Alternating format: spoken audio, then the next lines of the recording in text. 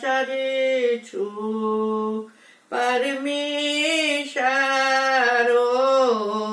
रचितं पनेनि पादन्तल चरेछु परमेशरो रचितं पनेनि पादन्तल गजमुख बाल चंद्र लंबोदरो विनायक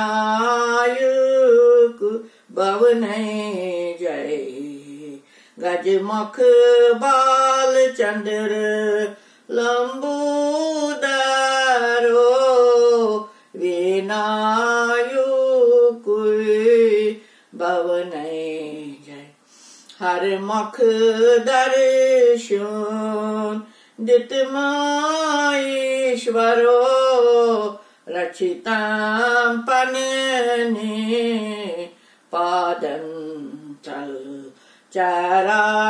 चरेछु परमेशरो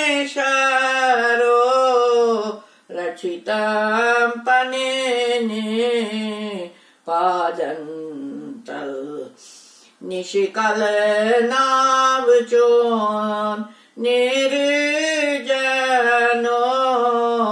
स्वयं काल दरिद्र कारण। निशिकल नावचोन निर्जनो स्वयं काल दरिद्र कारण।